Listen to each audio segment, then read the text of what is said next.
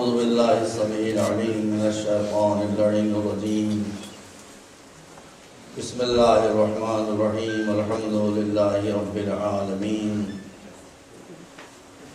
بارئ الخلائق أجمعين والصلاة والسلام والتحية والإكرام على سيدنا ونبينا وشفيعنا أبي القاسم محمد اللهم صل على محمد وآل محمد من الهداة المهديين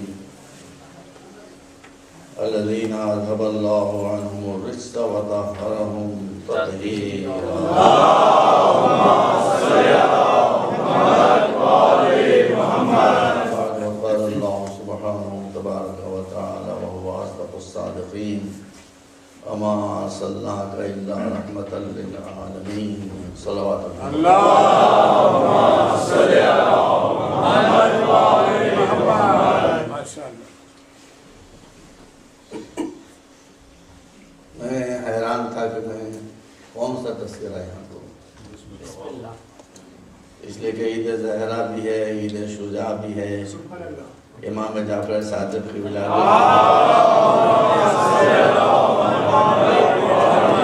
رسول اکرم کی ولادت باسعادت بھی ہے، امام زمانہ کی امامت بھی شروع ہوئی ہے، تو کون سا تذکرہ ہے؟ لیکن یہ خانوادہ وہ خانوادہ ہے کہ سب کا ذکر کرو تو ایک کا ہوتا ہے، ایک کا ذکر کرو تو سب کا.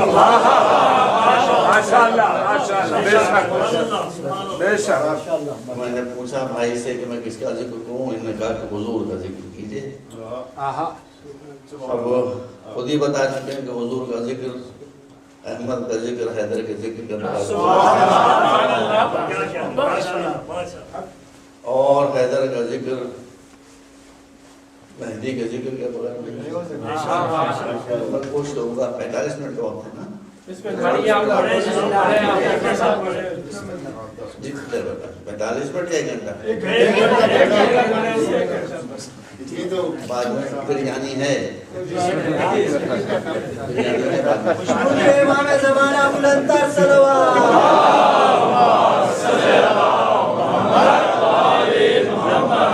آدھا گھنٹہ اور بھی بیٹھ سکتے ہیں کھانے کے لیے بابا سے بلند صلوات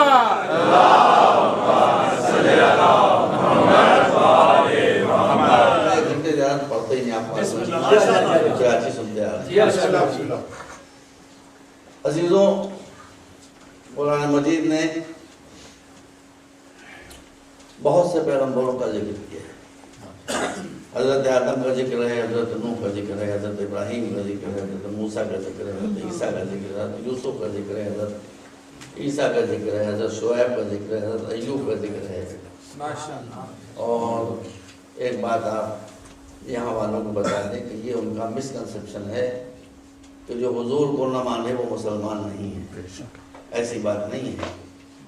ہم تو یہ کہتے ہیں جو حضور کو نہ مانے وہ بھی مسلمان نہیں، جو عیسیٰ کو نہ مانے وہ بھی مسلمان نہیں، جو موسیٰ کو نہ مانے وہ بھی مسلمان نہیں، جو کسی پیغمبر کو نہ مانے وہ مسلمان نہیں. ایک مرتبہ صلوات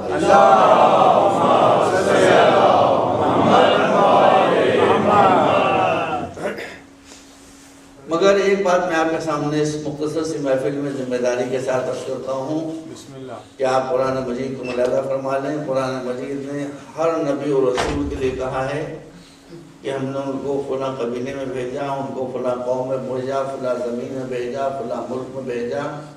ملاحظہ کیا آپ نے؟ چھوٹے چھوٹے دائروں میں ہر نبی کو بھیجا گیا، چھوٹے چھوٹے سرکلز میں ہر رسول کو بھیجا گیا. مجھے سب سے بڑی شرمندگی کی ہے کہ یہاں کے بچوں کو فرینچ آتی ہے، زبان عالمان فرینچ کو من فرینچ نہیں گانا وہ بڑا مسئلہ ہے. انگلش بولتا تو اردو آتی ہے. اللہ تعالیٰ مدد ہے. تو ہر نبی کے ذکر کو چھوٹے چھوٹے سرکلز میں یا بڑے سرکلز میں محدود کر دیا گیا ہے.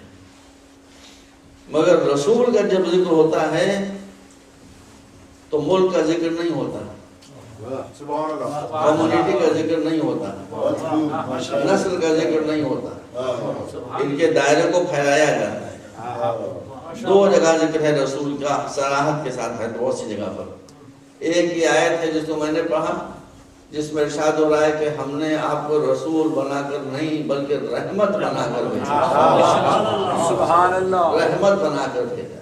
سبحان، اب کیا بتاؤں، تم تو چاہتا ہے سن 6 میں آیا تھا میں، بے شک بے شک بے شک، اب 10 میں آیا، 4 برس کے بعد آیا۔ دل تو چاہتا ہے بہت کچھ کروں، لیکن کیا کروں آپ کے سامنے، اتنے مسائل ہیں۔ یہیں پر سمجھ لیجئے وَمَا أَرْسَلْنَاكَ إِلَّا رَحْمَةً لِلْعَالَمِينَ، یہاں سے کچھ لے کے جائیں، خوش بھی ہوں، بے شک خوش بھی ہوں، لیکن کچھ لے کر بھی جائیے اور کچھ میسج لے کے جائیے۔ ماشاءاللہ، یہ آیت رسول کے بارے میں آنی کہ ہم نے آپ کو نہیں بنایا ہے مگر رحمت، یعنی you are the only mercy and nothing else، آپ صرف رحمت ہیں۔ جہاں رحمت ہوتی ہے وہاں گولیاں نہیں چلتی۔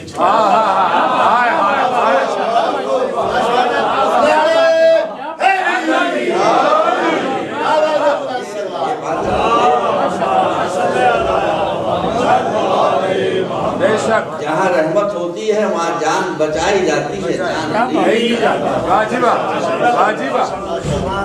آپ کو خاموشی کے ساتھ بلجین لوگوں کو یہ پیغام پہنچانا ہے کہ we are Muslim but other type of Muslim، ہم جان لینے والے مسلمان نہیں ہیں، ہم دوسروں کا خون بہانے والے مسلمان نہیں، ہم اپنا ہی خون بہا دیتے ہیں۔ میں آپ کے سامنے آپ بلجین لوگوں سے بتا دیں، جو میں نے ہندوستانی گورنمنٹ سے بتا دیا کہ 1500 برس کی تاریخ میں 1500 برس کی تاریخ میں ایک شیعہ ایسا نہیں پیش کیا جا سکتا ہے جس پر ٹیررسٹ ہونے کا شبہ نہیں ہے، اس میں سے الگ رکھیں۔ چنانچہ گورنمنٹ میں یہ بات نوٹ ہو گئی، اب کسی شیعہ کو ٹیررزم کے الزام میں کبھی نہیں پکڑا ہے، گورنمنٹ کو بتا دیا میں نے، اور جو RSS وہاں کی فیسسٹ جماعت ہے جیسے آپ نے طالبان یا القاعدہ، اس کو میں نے بتا دیا، انہوں نے بھی ایکسپٹ کر لیا کہ یہ بات بالکل صحیح ہے کہ شیعہ کبھی ٹیررسٹ نہیں ہوتے۔ کیوں نہیں ہوتے؟ اس لیے کہ ہمارے سامنے ہے کہ وَمَا أَرْسَلْنَاكَ إِلَّا رَحْمَةً لِلْعَالَمِينَ۔ میں تو کہتا ہوں کہ لوگ مجھے طالبان میں بھیج دیں 1 مہینے کے لیے، میں ان کو سمجھاؤں، بعد میں گولی مجھے مارنے کے ساتھ کیا بات، لیکن سب کو بتا دوں، اسٹوپڈ لوگوں کو، ان احمق لوگوں کو، وہ سمجھتے ہیں اسلام کہاں سے ناپا جاتا ہے؟ ان کے نزدیک اسلام 3 چیزوں سے ناپا جاتا ہے۔ پہلے ہے کہ پیجامہ کتنا اونچا ہے، دوسرا ہے کہ کرتا کتنا نیچا ہے، تیسرا ہے کہ داڑھی کتنی بڑی ہے، یہاں تک چھپر اگر ہو تو وہ یہ اسلام نہیں ہے۔ اسلام رحمت ہے، اسلام مرسی ہے، اسلام دشمن کی مشکلوں کو دور کرنے کا نام ہے، اسلام ہر ایک سے پیار کرنے کا نام ہے، اسلام ہر ایک سے محبت کرنے کا نام ہے۔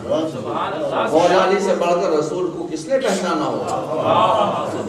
رسول کے بارے میں مولا کیا فرماتے ہیں؟ فرماتے ہیں طبیب دوار بطبہ، نجم العلماء میں فرماتے ہیں کہ رسول ایک فزیشین تھے، ایک ڈاکٹر تھے، جو اپنی کلینک کھول کر نہیں بیٹھ گئے تھے، بلکہ جو اپنی میڈیکل سائنس کو لیے ہوئے گلیوں گلیوں کوچوں کوچوں بیماروں کو ڈھونڈتے پھرتے تھے، زہر دینے کے لیے نہیں، شفا دینے کے لیے۔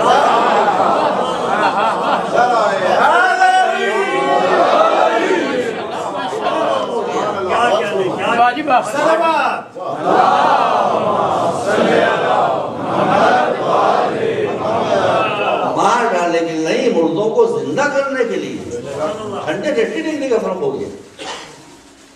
تو ارشاد ہو رہا ہے کہ ہم نے آپ کو، میں نے کہا کہ ہر پیغمبر کے لیے فلاں قوم، فلاں قبیلہ، فلاں ٹرائب، فلاں سرزمین، فلاں نسل، لیکن جب رسول کا ذکر آتا ہے تو ارشاد ہوتا ہے کہ ہم نے آپ کو عالمین کے لیے، عالمین کے لیے رحمت بنا کر بھیجا ہے۔ دوسری آیت میں ارشاد ہوتا ہے تبارک الذی نزل الفرقان علی عبدہ لیکون للعالمین نذیرا۔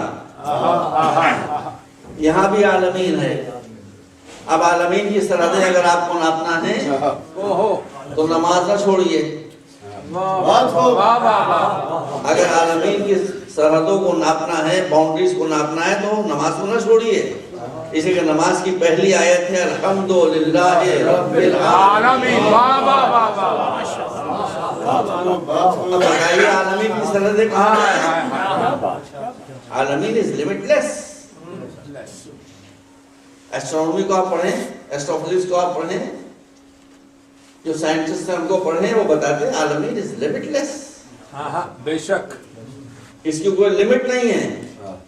تو میرے معبود جب ہر نبی کے دائرہ نبوت اور رسالت کو چھوٹے چھوٹے دائروں میں محدود کر دیا تھا تو ان کے دائرے کو اتنا کیوں پھیلا دیا کہ جہاں جہاں تک تیری ربوبیت وہاں تک ان کی رحمت. سن لیجیے بات کو. اگر میں بارگاہ الہی میں سوال کروں تو شاید وہاں سے جواب ملے گا کہ ہم جانتے تھے کہ ہر نبی آئے گا اور چلا جائے گا. انسان قدم اسی زمین پر رہیں گے. اب زمین کے بارے میں کیا کیا خیالات ہیں. زمین کے بارے میں کہا جاتا ہے کہ وہ ہاتھی کی پیٹھ کے اوپر ہے، وہ کہتا ہے کشمے کی پیٹھ کے اوپر ہے. اور یہ سب خرافات، یہ سب باتیں جی. تو اللہ جانتا تھا کہ ہر نبی آئے گا اور چلا جائے گا. انسان زمینی کو نہیں سمجھ پائے گا. انسان زمینی کو نہیں سمجھ پائے گا تو زمین سے اوپر جانے کا مسئلہ کیا تھا. لیکن یہ آخری رسول ہے. اس کے بعد کوئی رسول آنے والا نہیں ہے، نہ امروہے سے، نہ قادیان سے، بے شک نہ ایران سے. کسی قسم کا کوئی نبی آنے والا نہیں ہے، نہ اصلی، نہ ذلی، نہ بروزی. کوئی نبی آنے والا نہیں. یہ آخری نبی ہے. بے شک اس نبی کا سرا قیامت کے دامن سے ملا ہوا ہے. اس کا دور وہ دور ہوگا کہ جب پہلی مرتبہ انسان زمین سے اٹھے گا. پہلے ہوا میں جائے گا، پھر خلا میں جائے گا، پھر چاند پر جائے گا، پھر اسپیس میں جائے گا، پھر کہا جائے گا اللہ بہتر. کچھ نہیں کہا جا سکتا ہے. ارے انسان اللہ کو کیا پہچانے گا جب اپنے ہی کو نہیں پہچانا. انسان اپنی طاقت کو نہیں پہچانتا، کہاں جائے گا انسان؟ کچھ نہیں بتایا جا سکتا. تو انسان تو مذہب کو چھوڑنے کے لیے بہانوں کی تلاش میں رہتا ہے. آج مجھ سے ایک صاحب فرما رہے تھے کہ یہاں جو لوگ آئے ہیں پاکستان سے، ہندوستان سے، مسلمان، جب ان سے کہتے نماز پڑھ کر لے، یہ یوروپ ہے.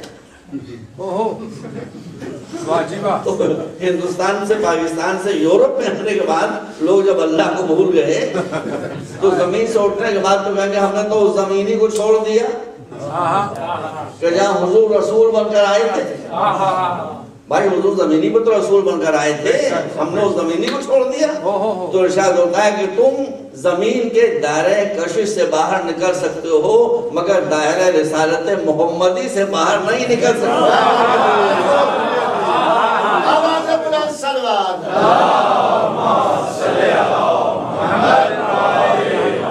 اگر کسی ایسی دنیا میں جانا جہاں ہم رب نہ ہو تو وہاں یہ رسول بھی نہیں ہوں گے. اور جہاں جہاں جاؤ گے، جہاں جہاں ہم رب ہوں گے وہاں وہاں یہ رسول ہوں گے. ایک مرتبہ صلوات دے دیں.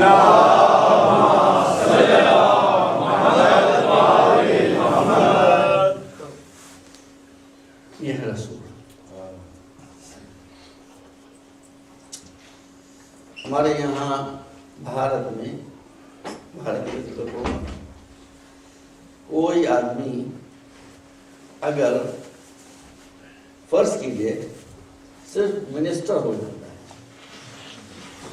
صرف وزیر ہو جاتا ہے تو اس کو گارڈ آف آنر سے نہیں ہوتا ہے.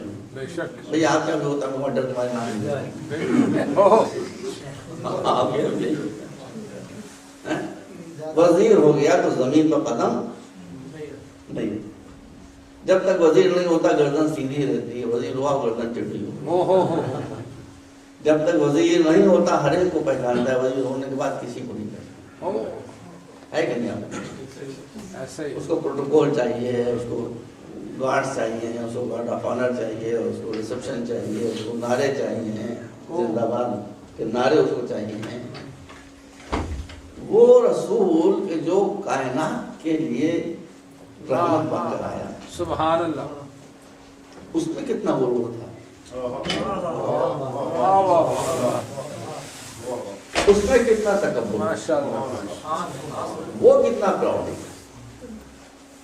تو یاد رکھیے کہ چھوٹے آدمی اپنے کو بڑا دکھاتے ہیں, جتنا بڑا ہوتا ہے اتنا ہی وہ گراؤنڈ ٹو ارتھ ہوتا ہی وہ ڈاؤن ٹو ارتھ ہوتا ہے. یہ باتیں ہم لوگ ماشاء اللہ. اپنے اذہان میں رسول سے بڑا کوئی نہیں تھا, مگر رسول سے زیادہ غریبوں کے سامنے جھکنے والا نہیں. رسول سے زیادہ دنیا کا ہمدرد کوئی نہیں.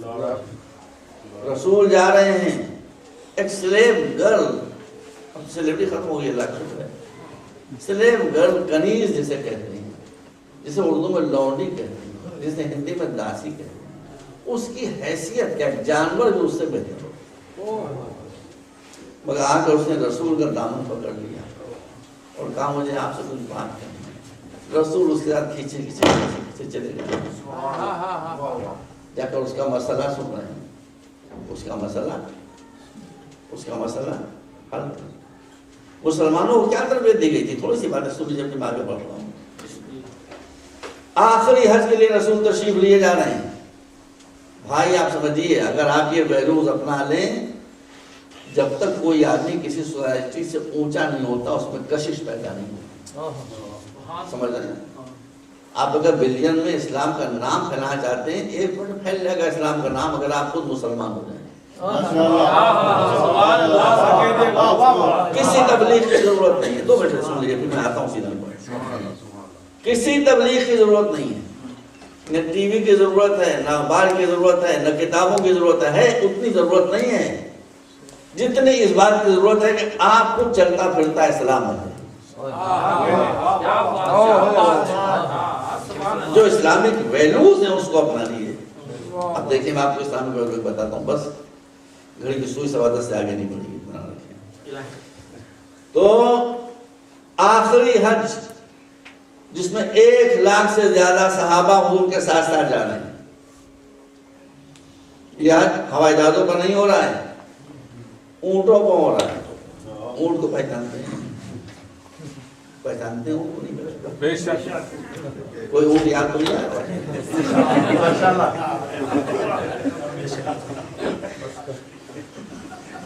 لوگ کہتے ہیں گھوڑا دیکھیں کتنا اچھا لگتا ہے, دیکھیں شیر کو دیکھیے کتنا اچھا لگتا ہے, اونٹ کو دیکھیے کوئی گل سیدھی نہیں ہوتی, ہر شے ٹیڑھی ہے. لوگ کہتے ہیں کہ اللہ نے ہر شے خود بنائی تھی, اونٹ کو ایک کمیٹی کے ذریعے بنایا.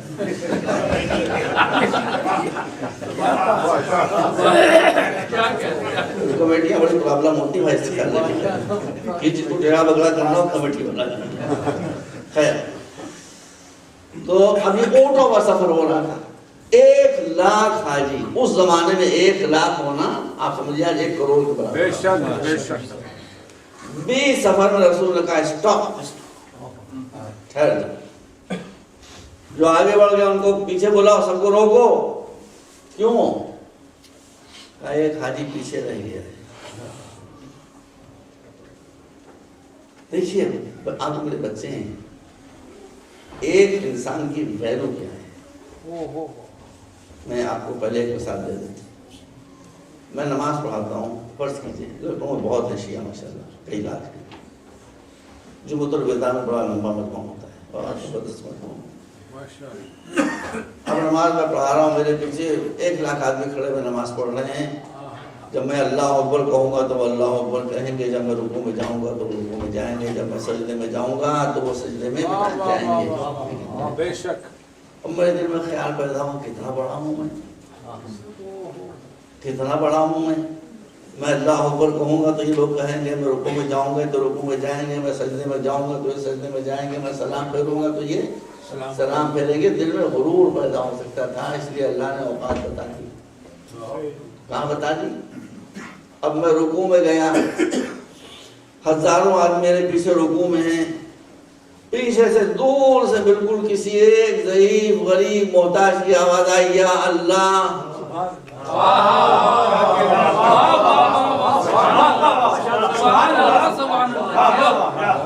اب اللہ نے کہا کہ 3 مرتبہ اگر تم تسبیح میرے لیے کرتے ہو سبحان ربی العظیم و بحمدہ تو کم سے کم اس بزنے کے انتظار میں بھی 3 مرتبہ تسبیح کرو. معلوم ہو جائے کہ لاکھوں آدمی اگر تمہارے پیچھے چل رہے ہیں تو ایک آدمی کا تم انتظار کرو. کہا کہ ایک آدمی رک گیا ہے. سن لیجئے بھائی, سارا قافلہ رکا ہوا, بقول شخص عشرہ مبشرہ بھی ہیں. بڑے بڑے صحابہ کرام بھی ہیں, سب ہیں, سب رکے ہوئے. رسول کا حکم رک جاؤ. دھوپ, گرمی, لو کے تھپیڑے. بیلجیم میں تھوڑی حج ہو رہا تھا بھائی, سعودی عرب میں ہو رہا تھا. اب بڑی دیر کے بعد دیکھا, بیٹا یو انڈرسٹینڈ, سمجھتے ہو اردو تم لوگ سمجھ رہے ہو؟ دیکھا ایک کالا آدمی ایتھوپین جس کے سکارز پڑے ہوئے چیچک کے, اسمال پاکس کے, جھکی ہوئی کمر, غلام, سلیب, وہ چلا رہا. دیکھیے اب یہ رسول کا آخری دور ہے, آپ سمجھ لیجیے, مگر ابھی تک رسول نہ اسلام نہ مسلمان اسلام کو سمجھ سکے, نہ رسول کے مزاج کو سمجھ سکے. پیشانیوں پر شکانیں پڑ گئیں. خدا کے رسول اسی کالے کلوٹے چیچک مدعا غلام کے لیے آپ نے ہم سب کو روکا تھا. رسول نے فرمایا کہ ہاں میں نے اس کو اسی لیے اسی کے لیے سب کو روکا تھا. اسلام کا مشن یہی ہے کہ وہ اس کو وہاں سے اٹھا کر تمہاری صف اول میں کھڑا کر دیں.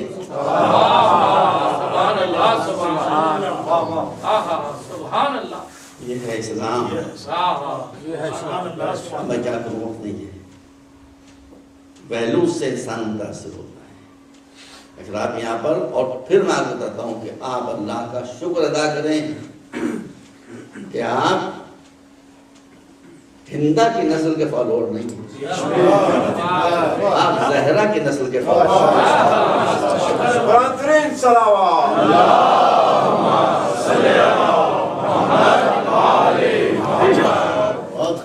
جو نسل زہرا کے جو تعلیمات ہیں, اگر اس کی چلتی پھرتی آپ تصویر بن جائیں تو دیکھیے دنیا سمجھ لے گی, سمجھنا شروع کر دیا دنیا نے کہ یار ادر ٹائم.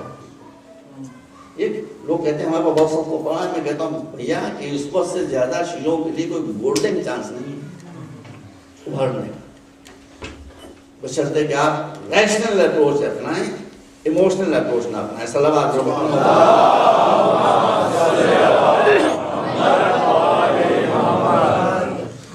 تو اب اس رسول پر ایمان لانے کا حکم دیا گیا ہے. ایمان لانے کے معنی کیا ہے وہ بھی سن لیجئے. اب حیدر کو تو میں نہیں سکتا, حیدر کو چھوڑوں گا تو در ہی چھوڑ جائے گا, در چھوڑ جائے گا, حیدر کو چھوڑوں گا. مولا علی تشریف فرما تھے, ایک شخص نے کہا کہ آپ کو رسول کی سچائی پر ایمان ہے؟ کہاں بے شک ہے. ایک بات بتا دوں آپ کو, میں خاموشی سے آپ کو ایک میسیج دینا چاہتا ہوں. اب سیدھے سادھے لوگ کبھی کبھی چکر میں پڑ جاتے ہیں. جب یہ ذکر ہوتا ہے کہ پہلے کون ایمان لایا, تو آپ کہتے سب سے پہلے تو مولا علی ایمان لائے تھے. مت نہیں, یہ بات آپ کبھی نہ کہیے, یہ بات آپ کبھی نہ, اس لیے کہ اس کا جواب رسول دے چکے. میں اصل عبارت عربی کی پڑھے دے رہا ہوں کہ آپ کو شک و شبہ نہ رہے. ماشاءاللہ. رسول کے ایک صحابی نے کہا متى آمن علی بن ابی طالب, اے خدا کے رسول یہ بتائیے کہ علی کا بھی ایمان لائے, فلاں وقت ایمان لائے تھے, فلاں وقت ایمان لائے تھے, فلاں وقت ایمان لائے تھے, علی کا بھی ایمان لائے تھے. پیغمبر نے مسکرا کر جواب دیا متى كان کافرا حتى يؤمن, تم یہ بتا دو کہ علی کافر کب ہے, تو نہیں بتا دو.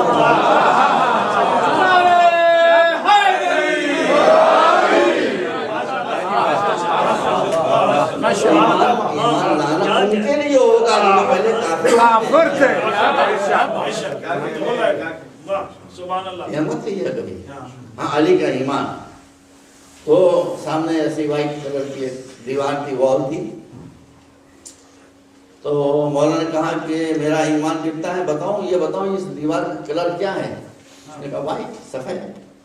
کہا میں بھی دیکھ رہا ہوں کہ یہ سفید ہے، لیکن اگر پیغمبر آ کر یہ فرمائیں کہ یہ دیوار بلیک ہے، میں کہوں گا یہ دیوار بلیک ہے، تو اس نے کہا آنکھوں دیکھی بات کا آپ جھٹلا دیں گے؟ کہاں جھٹلا دوں گا، اس لیے کہ آنکھیں دھوکہ دے سکتی ہیں، اللہ کا رسول دھوکہ دے سکتے ہیں۔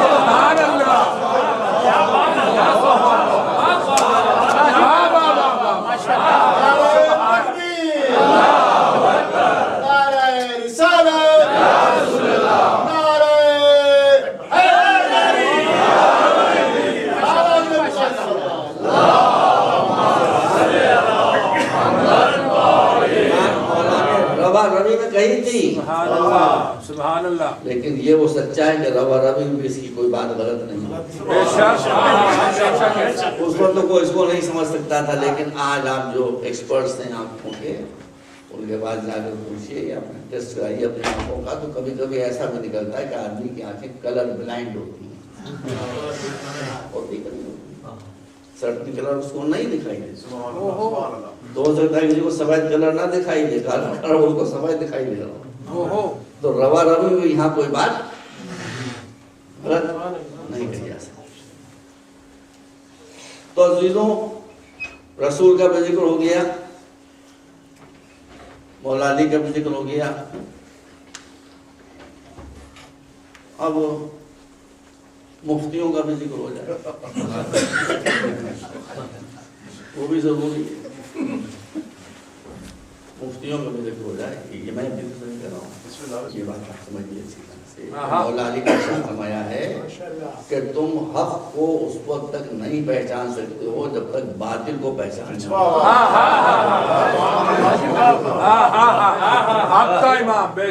یہ مولا علی کی شرط ہے کہ تم حق کو اس وقت تک نہیں پہچان سکتے جب تک باطل کو نہ تم پہچان، ورنہ باطل حق کا لباس پہن کر ہمیشہ تمہیں دھوکہ دیتا ہے۔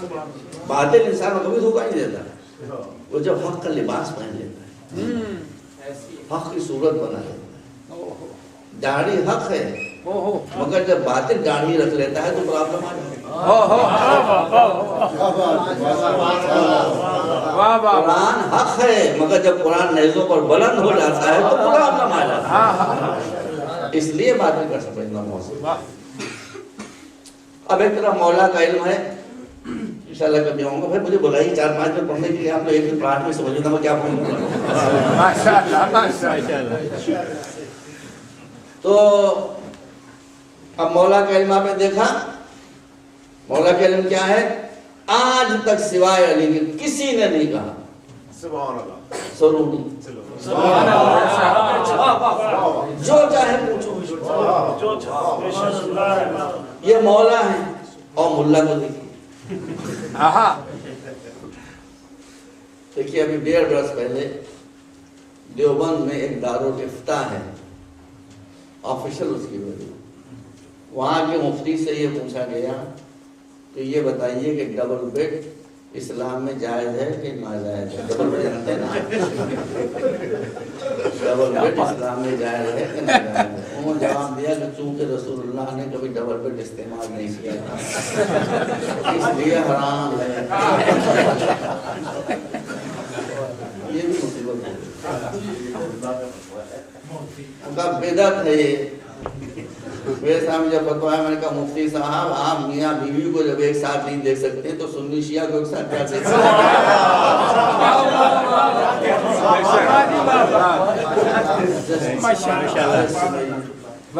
ابھی دیر رہا ہے، میں تو سب چیزیں پڑھنی پڑتا ہوں، لیکن بارہ کبھی کبھی میرا بھی دل چاہتا ہے اندر سے تو ابھی کٹوا ہوا۔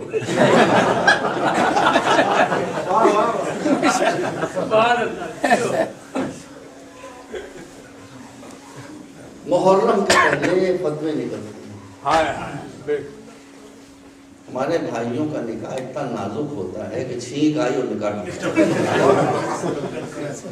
کھانسی آئی اور نکاح ٹوٹا، بتائیے مگر اتنا ہمارے یہاں کا نکاح اتنا مضبوط ہے کہ کوئی بیٹھ کر پوری تسبیح پڑھے ہزارہ والی طلاق طلاق طلاق طلاق طلاق، بیوی نہیں ہلنے والی، وہ بیٹھی گئی۔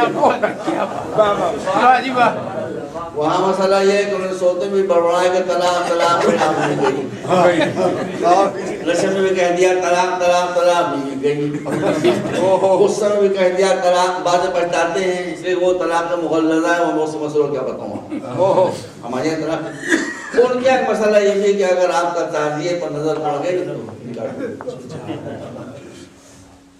نکاح تعزیے پر نظر پڑنے سے یا ذریعہ پر نظر پڑنے سے یا اللہ پر نکاح کا کہتا ہے بس دونوں میں کیا رہتا ہے اب ٹھیک ہے یہ گناہ ہے یا جو کچھ بھی ہے نہیں، سب سے پہلے نکاح کرتا ہے، سب سے پہلے تعزیے پر نظر پڑی نکاح کرتا ہے۔ کیوں نکاح؟ ایک بات بتاتا ہوں آپ کو، مذہب کے اندر بھی پیسے کا کھیل بہت ہوتا ہے، مذہب کے اندر بھی پیسے کا کھیل بہت ہوتا ہے، اللہ ہوشیار۔ نکاح اس لیے ٹوٹا کہ وہ نکاح پڑھوانے کے لیے مولوی کے پاس آئیں گے، مولوی کے پاس آئیں گے وہ کی فیس لیں گے۔ اگر 1000 نکاح بھی ٹوٹے اور پھر نکاح 100 روپے بھی لیے انہوں نے تو 1 لاکھ روپیہ کیا برا ہے؟ اب 1 لاکھ روپیہ کیا برا ہے؟ شاید دیکھیے تو جو یہاں رہتے شاید ہمارے اعظم گڑھ ہے غازی پور ایک جگہ ہے بنارس کے پاس، اس کے بعد قصبہ زنگی پور میں متشدد سنی سب خراب نہیں ہوتے، تھوڑے سے خراب ہوتے، تو وہ ہر سال محرم میں کچھ مفتی فتویٰ دیتے۔ وہاں ایک شاعر تھے جو محرم سے پہلے کچھ شعر کہہ کے وہاں کے لفن کے لوگوں کو دے دیا کرتے تھے، شعر بیچارے کم ہوتے ہی ہر جگہ کہ تم ان کو چڑھایا کرو چڑھایا کرو چڑھایا کرو۔ میں یہ پڑھتا نہیں واقعہ میں بہت سے بات، وہ ان کا نام تھا سہیل شاعر کا، انہوں نے محرم سے پہلے ایک مصرع کہہ کے بچوں کو دے دیا 25-26 کو کہ تم شیعہ محلوں میں جاؤ اور یہ مصرع سب کے سامنے کہو۔ وہ مصرع کیا تھا؟ چونکہ وہ ہیں الحمدللہ غازی، وہ ہیں کاربائن والے، وہ ہیں رائفل والے، وہ ہیں بلاسٹ والے، وہ ہیں دھماکے والے، اپنے کو مجاہد سمجھتے ہیں، ہمیں رونے والے۔ تو وہ انہوں نے یہ مصرع کہہ کے دے دیا بچوں کو اس سال کہ آنسو کا بہانا آسان ہے تلوار چلانا مشکل ہے، آنسو کا بہانا آسان ہے تلوار چلانا مشکل ہے۔ وہ شعر پڑھتے ہوئے لڑکے جو تھے وہ وہاں پر ایک شیعہ شاعر بھی تھے کہ وہاں سے موجود تھے، قیس ان کے پوری ان کے سامنے سے گزرے، وہ بڑے پہرے خدا تھے بھائی، انہوں نے بلایا بچوں کو یہاں کیا کیا کیا شعر کیا کیا کیا ہے کیا ہے؟ ان کا وہ ہمارے شاعر ہیں انہوں نے کہا ہے شاعر آنسو کا بہانا آسان ہے تلوار چلانا مشکل ہے۔ آنسو کہتے بہت اچھا شعر، بڑا اچھا مصرع کہا ہے، مگر تو ایک ہی مصرع ہے، اس کو شعر ہونا چاہیے نا، ایک مصرع اور ہونا چاہیے، میں لگا دوں اس کو مصرع لگا دی تھی تو مصرع انہوں نے کہا تھا کہ آنسو کا بہانا آسان ہے تلوار چلانا مشکل ہے۔ انہوں نے مصرع لگا کے جاؤ ان کو جا کر سنا دو کہ جو بڈھا غار میں روتا تھا وہ جنگ احد میں بھاگ گئے۔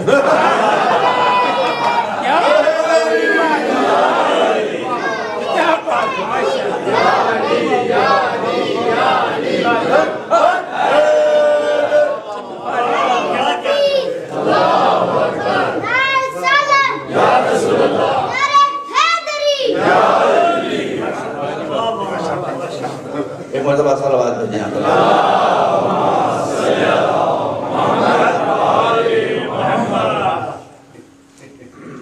تو یہ بی بی زہرا کی آج خوشی ہے، اس لیے میں نے ایک دشمن زہرا کا حال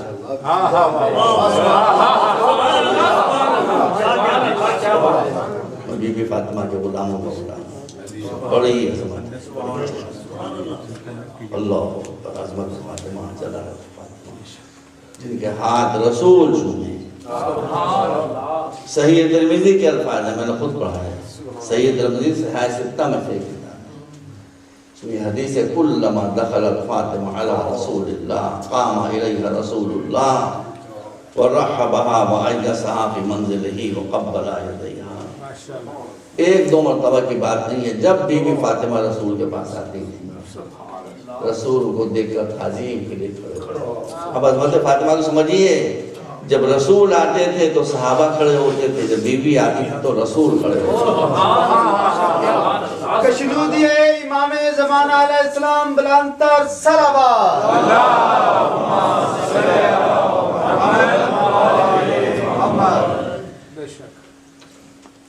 ان کو مرحبا کہتے تھے، ویلکم کرتے تھے. اجلسہا فی منزلہ، ابھی دیکھا ان کے لیے چھوڑ. وقبل یدیہا، ہاتھوں کو چومتے تھے. لوگ کہتے ہیں بربنائے محبت چومتے تھے. ارے بھائی کیوں آپ اسی حماقت کی باتیں کرتے ہیں؟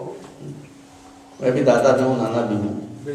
میرے پاس بچہ آتا ہے، میرا نواسا یا نواسی ہے، پوتا یا پوتی آتی ہے، میں اس کا منہ چوم لیتا ہوں، میں اس کو رخسار چوم لیتا ہوں، میں اس کی پیشانی چوم لیتا ہوں. لیکن جب آیت اللہ سستانی کے پاس جاتا ہوں تو ان کے ہاتھ چومتا ہوں.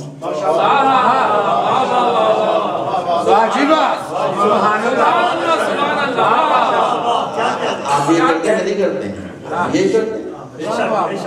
اس کا مطلب ہے کہ بربنائے محبت ہاتھوں کو چوما جاتا ہے، بربنائے عظمت بربنائے محبت منہ کو چوما جاتا ہے، رخسار کو چوما جاتا ہے، پیشانی کو چوما جاتا ہے. اظہار جلالت کے لیے ہاتھوں کو چوما جاتا ہے.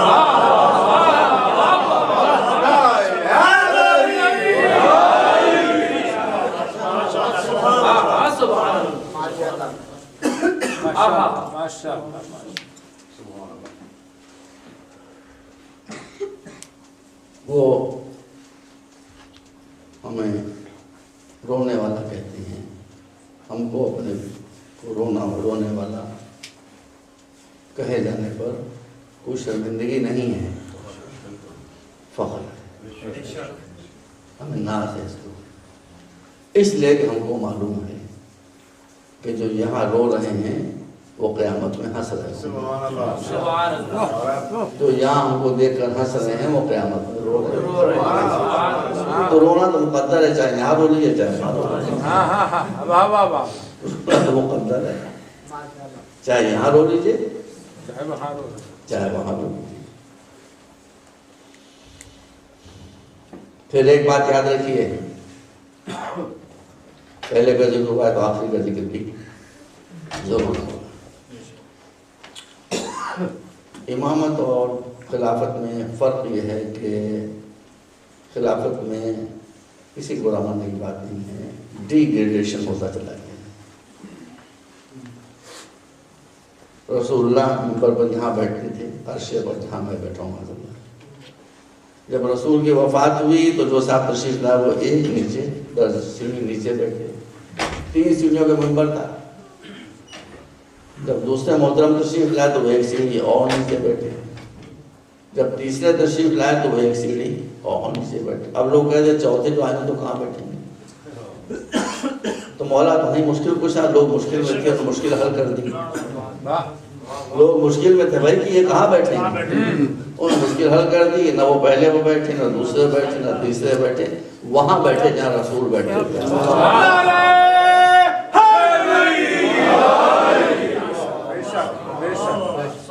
اس بات فرمایا آپ نے کہ یہاں وہی بیٹھ سکتا ہے جو وہی کہے جو رسول نے کہا، اور وہی کرے جو رسول نے کیا. میں وہی کہتا ہوں جو رسول نے کہا، وہی کرتا ہوں جو رسول نے کیا.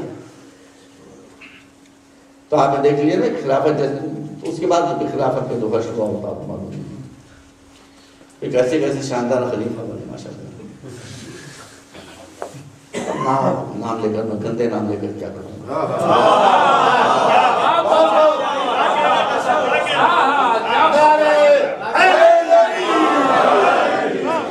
وہ بھی خلیفہ بنے کہ شراب کے نشے میں جمعے کی نماز بدھ کو پڑھا. آپ بھیا مجھے بتائیے، آپ اتنی محبت مجھ سے کر رہے ہیں، آپ پاکستان سے مجھے جانتے ہیں. اگر میں یہاں پر سنڈے کو، کل سنڈے ہے نا، کل سنڈے کو اگر جمعے کی نماز پڑھا تو ڈنڈے پڑیں گے کہ نہیں پڑیں گے؟ سنڈے کو نماز پڑھاؤں گا جمعے کی تو ڈنڈے کھاؤں گا کہ میرے پیچھے کوئی نماز نہیں. یہ ابھی چند برس 1500 برس کے بعد یہ آگے برداشت نہیں کر سکتے کہ آدمی سنڈے کو پڑھا دیجیے. کتنا بدل گیا تھا اسلام کہ ویسڈے کو فرائیڈے کی نماز ہو رہی ہے لوگ پوچھتے. اسی لیے کہا گیا کہ ہاتھ باندھ کے کسی کے پیچھے نماز نہ پڑھو, ہاتھ کھول کے نماز پڑھو.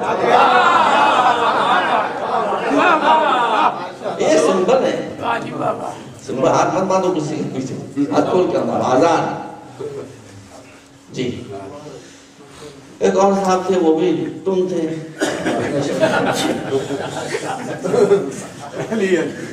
انہوں نے صبح کی نماز 4 رکعت پڑھا دی. اس کا کہیں کون اور پڑھا تمہارے بھائی, یہ خلیفہ ہیں بھائی, یہ شیعہ تاریخ نہیں ہے. بلکہ شیعہ تاریخ پڑھیے آپ, عام مسلمانوں سنی بھائیوں کی تاریخ آپ پڑھیں. وہ بھی تھے جو قرآن پڑھنے 3 برس آدمی ہے. دیکھنا نا, یہ سب مین میڈ خلیفہ ہیں. لیکن جو اللہ کے بنائے ہوئے امام ہوتے ہیں وہ اولنا محمد وکلنا محمد.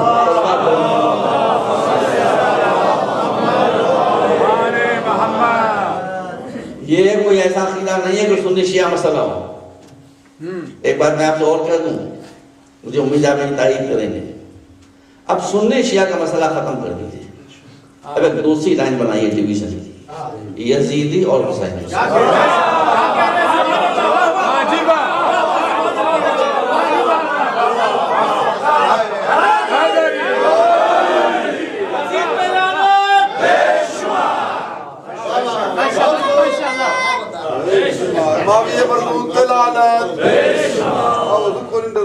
یہ میں بہت مصلحتوں کے ساتھ تو یہ امام جو ہے جتنے صحیح العقیدہ سنی ہیں وہ بھی مانتے ہیں. ارے بھائی سب سے نرم ہیں گلاب جامن ہے بیچارے بریلوی, چنے ہیں سخت وہابی, لوہے کے چنے ہیں سلفی. آپ سے جانتے ہیں جانتے تو تم ان سے زیادہ وہ تو وہابیوں کو بھی گمراہ کرتے ہیں, یہ بھی گمراہ ہے. وہ سچ کہتے ہیں غلط کہتے ہیں. غلط آدمی بھی سچ بات کہے تو مان لے. وہابیوں کو بھی کہتے ہیں کہ یہ بھی گمراہ ہے. بر صغیر ہند و پاک میں سلفیوں کے سب سے بڑے عالم گزرے ہیں مولانا وحید الزمان. ان سے بڑا عالم کوئی نہیں گزرا. سلفی حضرات. وہ دیکھیے آپ کے ائمہ کے بارے میں, وہ دیکھیے اس امام زمانہ کے بارے میں کوئی حد ہے کہ یہ 12 امام میں نے خود پڑھا ہے. کچھ کہتے ہیں کہ اگر ان کا کوئی قول ہمارے سامنے آ جائے گا تو اس کے مقابلے میں ہم کسی کا قول نہیں مانیں گے. پڑھنے میں دیر ہو جائے گی. بالکل اختلافی بات نہیں. کچھ لوگ جو ہیں وہ کہتے ہیں کہ ایک انسان اتنے دنوں تک زندہ کیسے رہ سکتا ہے.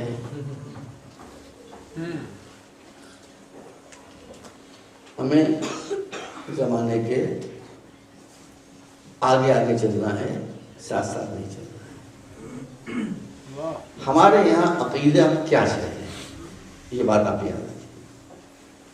عقیدہ صرف وہی ہے جو حقیقت ہو. مت عقیدہ نہیں بن سکتا. مت عقیدہ نہیں بن سکتا. عقیدہ وہی ہے جو حقیقت ہے. قرآن نے اسلام کو الدین الحق نہیں کہا ہے. الدین الحق کہتا ہے تو سچا دین مانا. دین الحق کا ہے بلا مضاف الیہ, یعنی سچائی کا دین. سچائی کو ڈھونڈو, فیکٹس کو دیکھو, حقیقت کو دیکھو. جو حقیقت ہے وہی عقیدہ ہے, وہی اسلام ہے. اب ہمارا عقیدہ ہے کہ امام پردہ غیب میں ہیں, کسی کو نہیں معلوم کب ظاہر ہوں گے.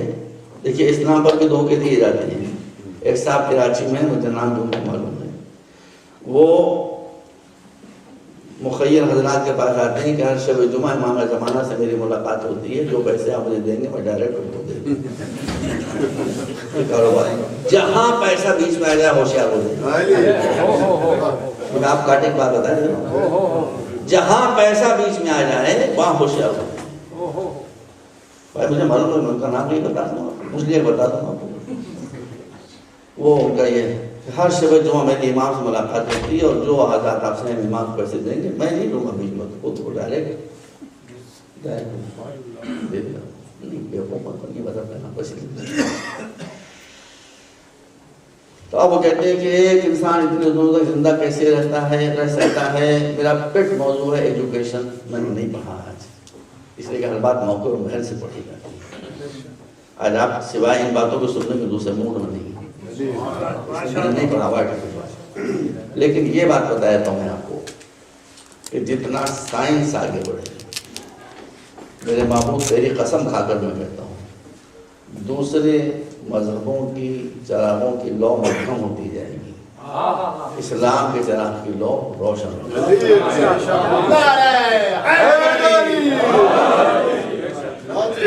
یہ میں کیوں کہہ رہا ہوں؟ جو عالمائیں آپ کے بہت سے علماء تشریف لاتے ہیں، اللہ کو سلامت رکھے، اور بھی آئیں، آپ ان سے پوچھ لیے کہ امام جب آئیں گے تو کیا کیا ہوگا۔ اس میں پہلی بات یہ ہوگی کہ امام جب بھی آئیں گے ہمیں کیا کب آئیں گے، کل آئیں گے، پرسوں آئیں گے، 100 برس کے بعد آئیں گے، 1000 برس کے بعد آئیں گے، کوئی کچھ نہیں کہہ سکتا۔ اس وقت آپ دیکھیے سائنس ٹیکنالوجی کہاں پر پہنچ گئی ہے۔ اگر 1000 برس کے بعد آئے تو آپ کنسیو نہیں کر سکتے کہ سائنس ٹیکنالوجی کہاں پہنچی ہوگی، 100 برس کے بعد کہاں پہنچی، کوئی کچھ سوچ ہی نہیں سکتا۔ مگر امام کا ارشاد ہے کہ جب امام آئیں گے تو علم میں جتنی بھی ترقی ہو چکی ہوگی، پھر بھی اس کی حیثیت یہ ہوگی کہ اللہ نے علم کے 70 چیپٹرز رکھے ہیں، 17 چیپٹر سے 70 چیپٹرز رکھے ہیں، 70 میں سے ایک چیپٹر کھلا ہوگا، 69 کلوزڈ ہوں گے۔ ایک چیپٹر کھلا ہوا ہوگا، صرف 69 کلوز ہوں گے، وہ 69 چیپٹرز امام اپنے ہاتھوں سے کھولیں گے۔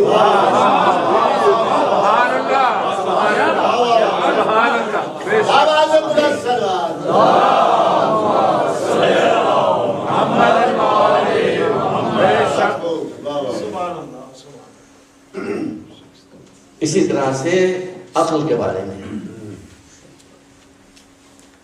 اسٹوپڈ لوگ دنیا سے ختم ہو جائیں، بے وقوف لوگ، کیونکہ ساری مصیبتیں بے وقوفی سے آتی ہیں، ساری مصیبتیں اسٹوپڈیٹی سے آتی ہیں۔ اب خوشی کا موقع، ہمارے یہاں ایک صاحب رہتے تھے، بیچارے میں رہتے ہیں، بہت مومن تھے، بڑے نمازی، بڑے عبادت گزار، دن رات نماز مجلس ماتم دعائیں، کچھ اور نہیں۔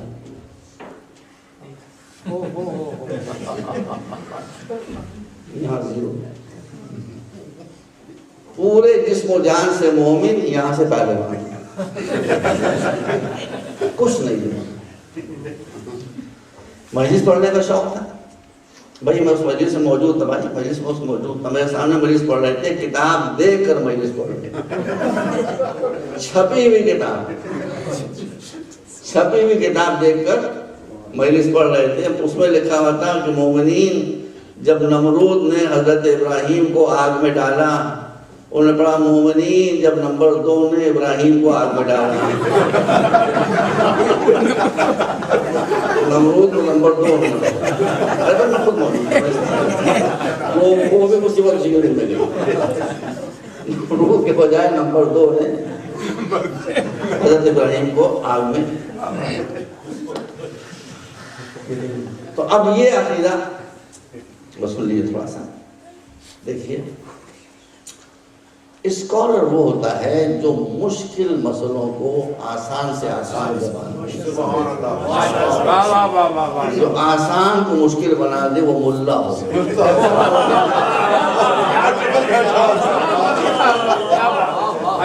آسان کو مشکل بنا دے وہ ملا ہو، جو مشکل کو بھائی آپ بتائیے آپ کے مولا کا لقب کیا ہے؟ مشکل کشا۔ اس سے بڑا عالم کون ہے؟ واہ واہ واہ مگر ان کے علم مشکلیں پیدا کرنے کے تب مشکلیں حل کرنے کے حل کر بے شک تو آئنسٹائن نے تھیوری دنیا کے سامنے پیش کی، تھیوری آف ریلیٹیوٹی. میں نے اس کو بہت سمجھنا تھا، میرے پلے نہیں پڑی. لیکن برٹن رسل کی ایک کتاب ہے ABC آف ریلیٹیوٹی. جب میں نے اس کو پڑھا تو ABC آف ریلیٹیوٹی جب میں نے پڑھی تو تھیوری آف ریلیٹیوٹی میری سمجھ میں آ گئی. یہ کارنامہ ہے برٹن رسل کا، بڑا جینیس آدمی تھا. اس نے جو ظاہر پوری کتاب پڑھ سکتا 12 منٹ مجلس میں ختم ہونے میں. تو بس اتنا آپ سمجھ لیجئے کہ اس نے لکھا کہ تھیوری آف ریلیٹیوٹی یہ کہتی ہے کہ دنیا کی کوئی چیز بھی ایبسولوٹ نہیں ہے، ہر شے ریلیٹیو ہے. جب تک انسان کے پاس نالج کم تھی وہ چیزوں کو ایبسولوٹ سمجھتا تھا. مثلا ویٹ، وہ سمجھتا تھا کہ ویٹ تو ایبسولوٹ ہے. 1 کلو ویٹ امریکہ میں بھی 1 کلو ہے، 1 پاؤنڈ یا مثلاً، اور کینیڈا میں بھی ہے، اور پاکستان میں بھی ہے، اور انڈیا میں بھی ہے، اور برطانیہ میں بھی ہے. لیکن ایسا ہے نہیں. اس نے کہا ویٹ بھی ریلیٹیو ہے. یہ ڈپینڈ کرتا ہے کہ جہاں پر وہ ہے وہاں پر اس میں جو جہاں پر جس بیس پر ہے اس میں گریویٹی کتنی ہے. اس نے مثال دی مثلا زمین اور چاند. اب چاند جو ہے وہ 6 گنا چھوٹا ہے زمین سے، لہذا اسی اعتبار سے ریلیٹیوٹی بھی اس کی 6 گنا جو ہے وہ کم ہے. تو جو چیز یہاں پر جس چیز کا وزن ویٹ 6 پاؤنڈ ہوگا، جب اسے آپ چاند پر لے کر جائیں گے تو اس کا ویٹ 1 پاؤنڈ رہ جائے گا. اسی لیے آپ نے دیکھا ہوگا آمسٹرام وغیرہ جب گئے تھے تو یہاں سے چلتے ہوئے گئے تھے، وہاں اچھلتے اس لیے کہ ویٹ کم ہو گیا تھا. ویٹ کم ہو گیا، اب ختم ہو گیا. مجھے معاف کریں. تو مختصر اس نے بتایا کہ دنیا کی ہر شے ریلیٹیو ہے. انسان سمجھتا تھا کہ ٹائم ایبسولوٹ ہے، وقت زمانہ ایبسولوٹ ہے. یہ بھی ایبسولوٹ نہیں ہے، یہ بھی ریلیٹیو ہے. بس درمیان چیزیں حاصل کر رہا ہوں جو مثال دے رہے ہیں. اس میں اس نے لکھا کہ مثلا ایک انسان، ایک ایسٹروناٹ کہ جس کی عمر 20 سال کی ہے، وہ سولر سسٹم کراس کر کے کسی ایسے پلانٹ کی طرف گیا کہ جس تک پہنچنے میں اس کو یہاں سے 10 سال لگے اس کے اعتبار سے. تو کوئی بھی شے، اس کا کہنا یہ ہے کہ کوئی بھی شے اسپیڈ آف لائٹ کے برابر تو ہو ہی نہیں سکتی. وہ تو ممکن ہی نہیں ہے، امپاسبل ہے. اس کے قریب جا سکتی ہے. تو اگر اس کے قریب اس کی اسپیس شپ کی رفتار ہو گئی تو یہ اپنے اعتبار سے اس کو چاند وہاں اس پلانٹ تک پہنچنے میں 10 برس لگیں گے. 10 برس لگے جانے میں، 10 برس لگے آنے میں. یہاں سے جب یہ 20 سال کا چلا تھا، 10 برس لگے جانے کے 30 سال کا ہو گیا. 10 برس لگے اس کے حساب سے آنے میں 40 سال کا ہو گیا. مگر اس کے لیے light of speed of light کے قریب ہو جانے کی وجہ سے ٹائم بینڈ ہو گیا. یہ اس کے ٹائم جو تھا وہ بینڈ ہو گیا تھا. تو وہ تو واقعی 20 سال اس کو لگے.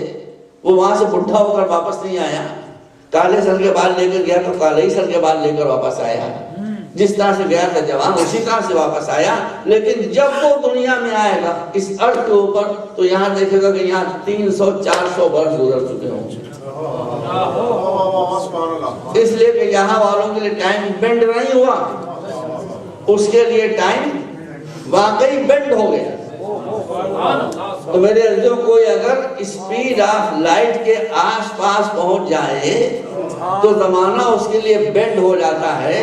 تو جو مجسم نور ہو زمانہ اس کے لیے اگر بینڈ ہو جائے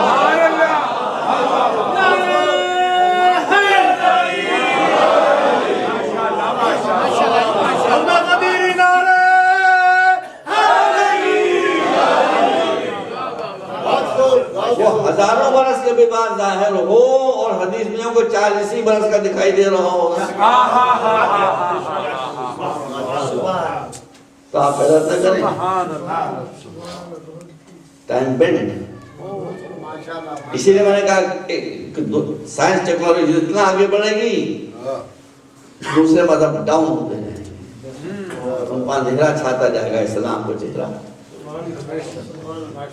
رونق ہوتی ہے۔ اب وہ کہتے ہیں کہ غیبت کے پردے میں ہیں تو دکھائی کیوں نہیں دیتے؟ دکھائی اس لیے نہیں دیتے کہ آپ کو اپنی کتابیں نہیں دکھائی دیتی، دکھائی اس لیے دکھائی دیتے کہ آپ کو اپنی کتابیں نہیں دکھائی دیتی۔ دیکھیں بھائی سمجھنے سے ریکارڈ ہوتی ہیں، یہ ریکارڈ ہوتا بڑا اچھا ہو گیا ہے کہ میں جو کہتا ہوں کم سے کم وہی مجھے سنا سکتا ہوں، میں نے یہی کہا تھا، کچھ اور نہیں کہا۔ اب آپ پڑھیں مولانا مودودی، بہت بڑے عالم تھے، اس میں پوچھ سکتے ہیں، ان کی تفسیر تفہیم القرآن میں نے خود پڑھی ہے، آخری پارے کی تفسیر پڑھیں جس میں سورہ مسد جو تبت یدا سے شروع ہوتا ہے۔ یہ تبت یدا یہ کس کا جملہ ہے؟ ارے اب کیا کیا باتیں پڑھوں جب دعوت ذوالشیرہ ہوئی ہے، وہ جب آپ نے پڑھا تھا کہ دعوت ہو تو اس میں حیدر کی بات آ جاتی ہے، تو دعوت ذوالشیرہ جب ہوئی ہے تو رسول نے کچھ فرمانا چاہا تھا تو ابو لہب کھڑا ہوا تھا، اس نے پیغمبر سے خطاب کر کے بہت ہی گستاخانہ انداز میں کہا تھا کہ چپ ہو جاؤ، وہ بھی چل جاتا کم بخارا، مگر جیسے ہی اس نے بدتمیزی کے رسول کے ساتھ وہ چچا جس نے گودیوں میں پالا تھا ابو طالب، وہ کھڑے ہو گئے۔ اس کے بعد آپ نے ابو لہب سے خطاب کر کہا تبت یدا، یہ واللہ میں کہتا ہوں قسم کھا کے یہ ابو طالب کا جملہ ہے، تبت یدا، اس کو تو چپ ہو جا، شٹ اپ، تبت یدا۔ پھر رسول سے کہا کہ آپ فرمائیے جو آپ کو کہنا ہے۔ یہ جملہ ہے مذمت میں، تبت یدا۔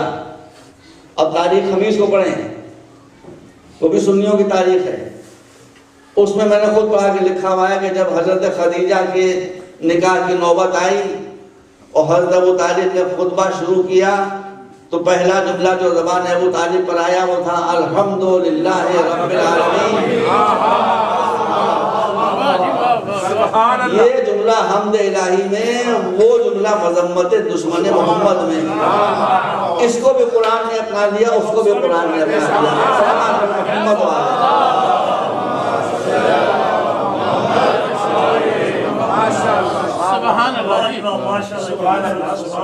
اس کو بھی قرآن نے اپنا لیا، اس کو بھی قرآن نے، جو قرآن پڑھے گا وہ پڑھنے کے لیے مجبور، جو قرآن پڑھے گا وہ یہ پڑھنے کے لیے مجبور۔ وہ پہ ابو طالب کافر، ایسے کاش کہ ایسے کافر ہم بھی ہو جائیں۔ تو اب جناب والا جب یہ سورہ نازل ہوا، اب دیکھیں یہاں پر کوٹ ہے، لہذا جو الفاظ ہیں وہ میرے عقیدے کے مطابق میں مخالف میں تو دس از کوٹ، تو میں پڑھوں گا۔ تو اللہ موجود لکھتے ہیں کہ جب یہ سورہ نازل ہوا تو ام جمیل جو ابو لہب کی مسز تھیں، بہت تیز تھی، بہت چالاک تھی، بہت بدتمیز تھی، بہت گستاخ تھی، بہت قسیع القلب تھی، حضرت حمزہ کا جگر چبایا تھا۔ اس لیے میں نے کہا تھا کہ ایک ہندا کی نسل ہے، ایک فاطمہ کی نسل ہے، وہ جو طالبان ہے وہ ہندا کی نسل ہے، ان کا کام ہی ہے، بل تو کام ہی ہے، وہ تو کوئی بات نہیں، ہم ماننے والے ہیں نسل فاطمہ۔ خیر، تو اب وہ اللہ موجود کہتے ہیں کہ وہ گلیوں اور کوچوں میں حضور کو ڈھونڈتے پھر رہی تھی، حضور کی شان میں گستاخیاں کر رہی تھی۔ یہ سب کوٹ ہے۔ حضرت ابوبکر صدیق پیغمبر کے پہلو سے پہلو ملائے ہوئے مسجد الحرام میں کعبے کے قریب بیٹھے ہوئے تھے اور کہہ رہے تھے کہ حضور وہ تو بڑا غضب ہو گیا ہے، جب سے یہ سورہ نازل ہوا ہے وہ حضور آپ کو ڈھونڈ رہی ہے۔ اور یہ مولانا موجود ہے کہ آپ کہیں دکھائی دے جائیں تو آپ کے ساتھ گستاخی کرے۔ وہ کہہ رہی کہ مجھے حضور کہیں دکھائی دے جائیں تو میں ان کو مزہ چکھاؤں، اور کہیں نظر آ جائے تو معاذ اللہ ان کی اوقات بتاؤں۔ حضور وہ تو قہر خدا بنی ہوئی ہے اور مدینے پر میں آپ کو مکے میں آپ کو ڈھونڈتی پھر رہی ہے، اور یہ کہی رہے تھے کہ دیکھا کہ وہ آ گئے، وہ آ گئے، واجب وہ آ گئی، چہرہ سرد ہو گیا، ڈر جاتے تھے وہ آ گئی، وہ آ گئی۔ پیغمبر نے مسکرا کر فرمایا کہ وہ سن لیجئے، یہ ان کے الفاظ ہیں، تفسیر قرآن بھائی میں دکھا دوں گا۔ مولانا مودودی لکھتے ہیں کہ جیسے ہی انہوں نے گھبرا کر کہا کہ وہ آ گئی، پیغمبر نے مسکرا کر کہا کہ وہ آ گئی تو آنے دو، جب وہ یہاں تک آئے گی اسے تم دکھائی دو کہ میں دکھائی نہیں۔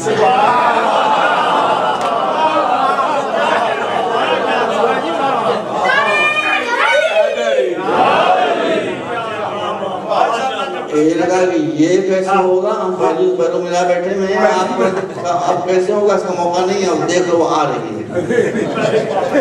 مولانا مودودی کہتے ہیں کہ وہ آئی سیدھے تیر کی طرح سے انہیں کے سامنے، اور ان سے خطاب کرے گئے کہ وہ تمہارے ساتھی نے میرا مذاق اڑایا، مجھے کہیں نظر آ جائے تو مذاق چکھاؤں، مجھے کہیں دکھائی دے جائے تو رکھاؤں، کہیں دکھائی دے جائے تو یہ کروں، کہیں دکھائی دے جائے تو وہ کروں، اور پیغمبر پہلو بیٹھے ہوئے، اس کو نظر نہیں آ رہا ہے۔ جب وہ چلی گئی تو انہوں نے کہا کہ حضور وہ تو واقعی وہ ہوئی ہوا جو آپ نے کہا، آپ میرے پہلو سے پہلو ملائے بیٹھے تھے، اس کا وقت کو میں دکھائی دیا، آپ دکھائی نہیں دیے، اس کا مطلب ہے کہ اللہ نے پہلے ہی ہادی کے مسئلے میں یہ بات صاف کر دی ہے۔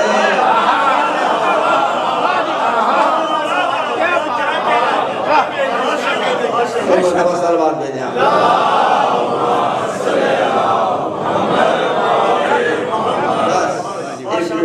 گھڑی میں دیکھیں، ایک منٹ میں سن لیجئے، امام انشاءاللہ ہیں اور ضرور ہیں اور آئیں گے اور ضرور آئیں گے، وہ نہیں آئیں گے تو دنیا کا خاتمہ ظلم پر۔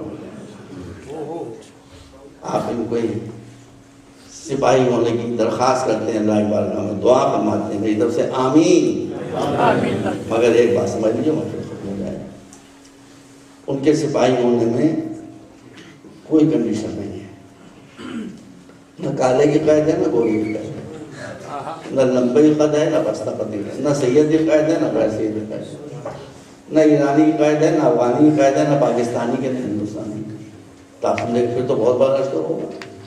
ایک قید بڑی خطرناک ہے، ان میں سے کوئی قید نہیں، کوئی کنڈیشن نہیں، بس بھائی میں ختم ہوں، کوئی کنڈیشن نہیں ہے، کوئی قید نہیں ہے، صرف ایک قید ہے کہ چونکہ امام کا مشن ہے انجسٹس کا خاتمہ، ظلم کا خاتمہ، نا انصافیوں کا خاتمہ، اس لیے امام کے لشکر میں وہی سپاہی بن کر شامل ہو سکے گا جس نے زندگی میں کسی کے ساتھ نا انصافی میں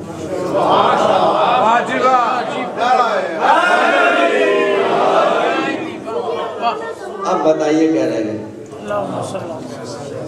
اس لیے بس میری آخر میں آپ سے مؤدبانہ گزارش ہے، آپ کے خادم کی حیثیت سے، آپ مولا کے غلام ہیں، میں آپ کا غلام ہوں، کیونکہ میری بات کو مان لیجیے کہ نماز ضرور پڑھیے، روزہ ضرور رکھیے، حج ضرور کیجیے، ماتم ضرور کیجیے، مجلس ضرور کیجیے، یہ سب ضروریات دین ہیں، لیکن کسی کا حق نہ چھینیے، کسی کا دل نہ دکھائیے، کسی کی آنکھ میں آنسو نہ آئے، سمجھ میں ادنا شائبہ بھی ظلم کا اگر ہوا تو ہماری حسرت رہ جائے گی، ہم امام کے لشکر میں شامل نہیں ہو سکتے۔ آپ کے بچے جو آپ کی گودیوں بیٹھے ہوئے ہیں، ان کا بھی حق ہے۔ رسول نے فرمایا ہے ایک مسلمان بچہ جب پیدا ہوتا ہے تو اپنے ساتھ دو حق لے کر پیدا ہوتا ہے، پہلا حق یہ کہ اس کا نام الٹا سیدھا نہ رکھنا، سمجھ بوجھ کر رکھنا، اس لیے کہ نام کا اثر انسان کی زندگی پر پڑتا رہتا ہے۔ دوسرا یہ کہ اس کو بیسٹ پاسبل ایجوکیشن سے محروم نہ رکھنا۔ اس لیے میں بھی کینیڈا سے آ رہا ہوں، ہمارے یہاں ہندوستان میں سکھ کمیونٹی بڑی آرگنائزڈ ہے۔ کینیڈا میں جو کیا تو وہاں معلوم ہوا کہ پہلی نسل جو آئی تھی بڑے مضبوط تھے، بڑے محنتی تھے، مگر انہوں نے پیسہ بنانے کی طرف کوئی توجہ دے دی، نسل بنانے کی طرف توجہ نہیں دی۔ نتیجہ یہ ہوا کہ سکھ کمیونٹی اس وقت کینیڈا میں سب سے بدترین کمیونٹی مانی جاتی ہے۔ ڈرگس میں وہ ہیں، قتل میں وہ ہیں، چوریوں میں وہ ہیں، ڈاکوؤں میں۔ آپ پیسہ ضرور بنائیں مگر اس بات کا لحاظ رکھیں کہ پیسہ آپ بناتے ہیں، بچے اللہ نے بنائے گا۔ اس لیے ان کا جو حق ہے اس کو آپ کبھی بھی فراموش نہ ہونے دیں، ان کو بہترین انسان کے طور پر اعلیٰ ترین اخلاق کے طور پر بہترین ایجوکیشن کے ساتھ ان کو ڈیولپ کریں، اور میں آپ کو یقین دلاتا ہوں کہ اگر آپ نے اس حق کو ادا کر دیا تو پھر اللہ آپ کے سارے گناہوں کو معاف کر دے گا، اور یقیناً آپ کا شمار امام کے ناصر ہے۔ ربنا تقبل منا انك انت السميع العليم وتب علينا انك انت التواب الرحيم اللهم اغفر لنا ذنوبنا وغفر لنا سيئاتنا وتوفنا مع الابرار اللهم اجعلنا في برد مولانا صاحب الزمان واجعلنا من انصاره واعماله وسيلته ورحمته